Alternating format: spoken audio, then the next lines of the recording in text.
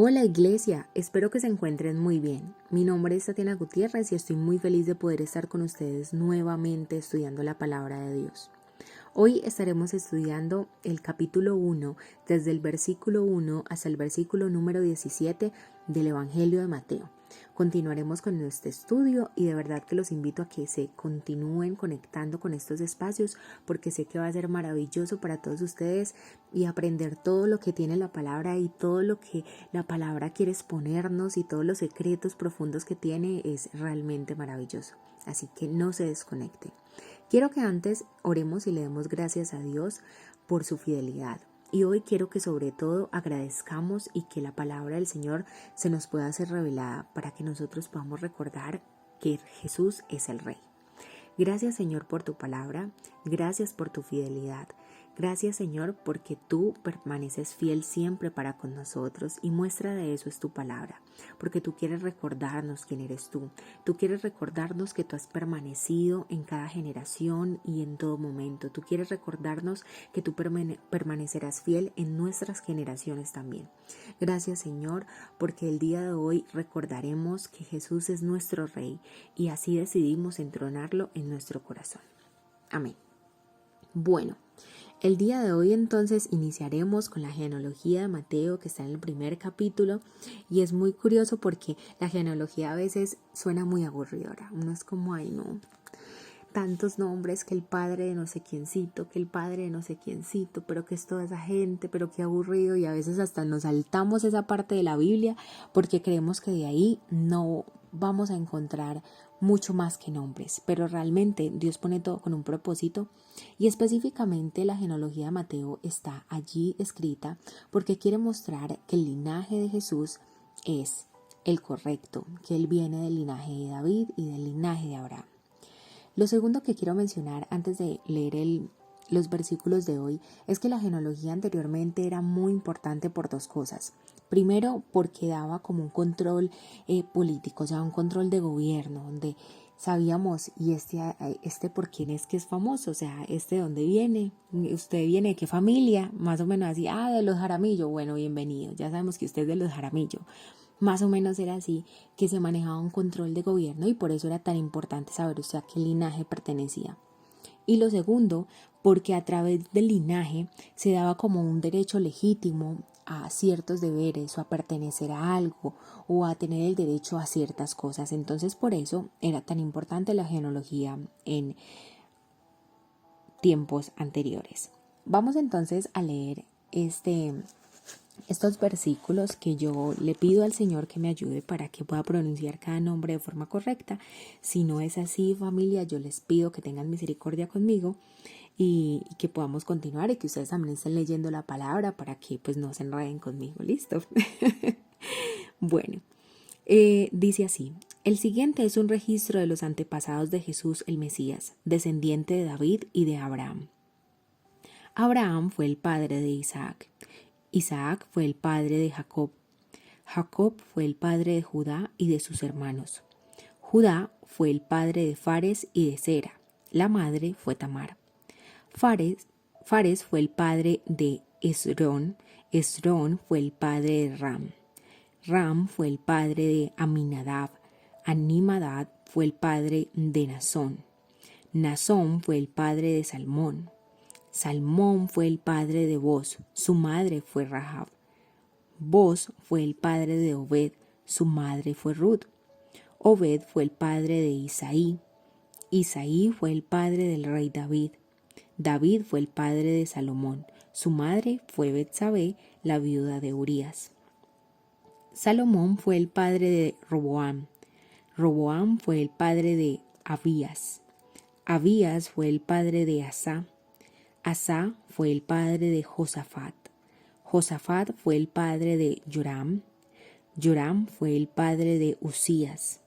Usías fue el padre de Jotam. Jotam fue el padre de Acaz. Acaz fue el padre de Ezequías. Ezequías fue el padre de Manasés. Manasés fue el padre de Amós. Amós fue el padre de Josías. Josías fue el padre de Joaquín y de sus hermanos, quienes nacieron en el tiempo del destierro a Babilonia.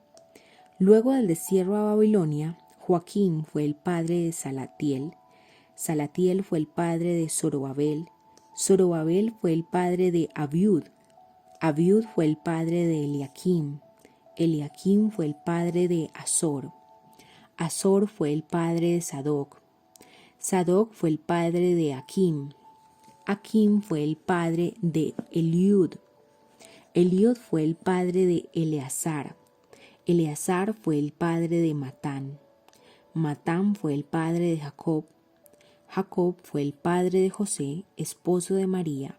María dio a luz a Jesús, quien es llamado el Mesías. Todos los que aparecen en la lista abarcan 14 generaciones desde Abraham hasta Babilonia y 14 desde el destierro a Babilonia hasta el Mesías. Entonces, quiero mencionar varias cosas que son muy curiosas dentro de esta genealogía. La primera es que no sé si notaron que en el primer versículo mencionan que Jesús viene descendiente de David y de Abraham. Y uno diría, venid, pero ¿cómo así? Si Abraham fue antes de David, ¿por qué lo menciona primero? Porque como les he mencionado, el objetivo de Mateo es mostrar a Jesús como rey. Y a través del linaje de David era que se establecía ese trono que en 2 de Samuel 7:14 Dios le habla y le profetiza a David que su linaje sería eterno. De esa misma manera en Lucas también, cuando el ángel le habla a María acerca del nacimiento de Jesús, también le menciona acerca de este linaje de David. Por eso es tan importante ese linaje de David, porque pone a Jesús en la posición de ser el rey. Él tenía el derecho al trono. Y también era muy importante que perteneciera a la descendencia de Abraham, porque Abraham lo situaba como en esa tierra, en ese pueblo, ¿sí? Asimismo, a través de la profecía o a través de las palabras que Dios le dio a Abraham de que su simiente bendeciría a todas las naciones de la tierra, esto se cumple a través de Cristo. ¿Listo? Por eso era tan importante que esto se mencionara. Lo siguiente que quiero mencionar es que, como ustedes lo ven, hay varias mujeres que son mencionadas dentro de este capítulo y no era normal que dentro de las genealogías se mencionaran a las mujeres. Pero creo que esto, más que mostrar que Jesús también ama a las mujeres y que es una forma de restituir también a la mujer, tiene algo mucho más profundo, y es que estas mujeres no hacían parte del pueblo de Israel. Estas mujeres eran de naciones diferentes. Estas mujeres eran gentiles.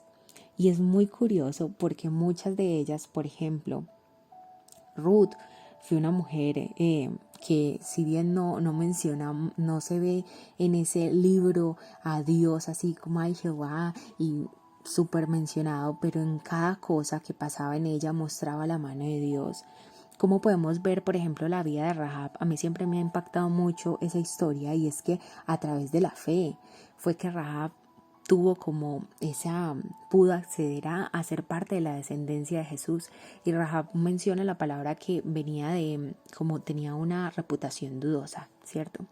Entonces aquí yo quiero mencionar lo primero, que quiero que ustedes se queden con esta genealogía, y es que Dios nos usará a pesar de nuestros errores.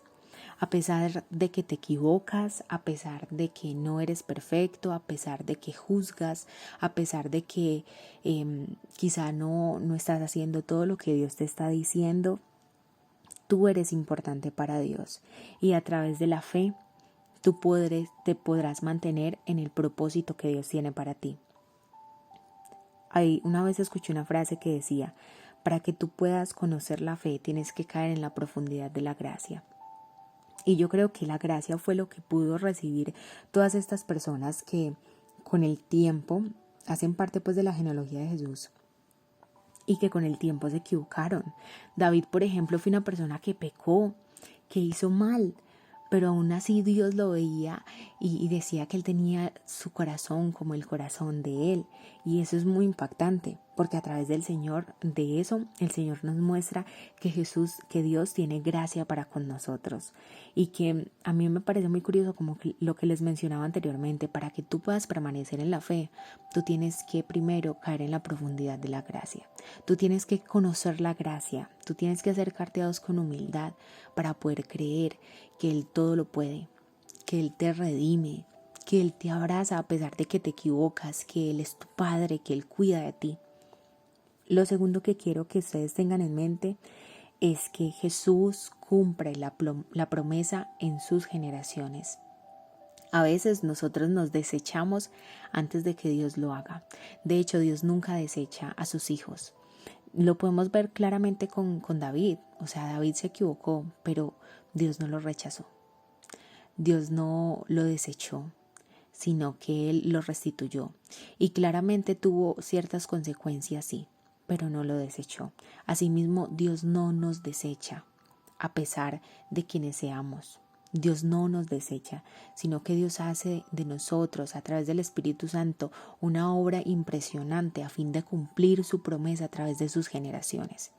Y si tú, por ejemplo, eres de esas personas que oran porque su familia se convierta, porque otros lleguen al Señor, o porque tus hijos y los hijos de tus hijos y los hijos de los hijos de tus hijos permanezcan creyendo en Jesús, continúa creyendo de que Dios así lo hará.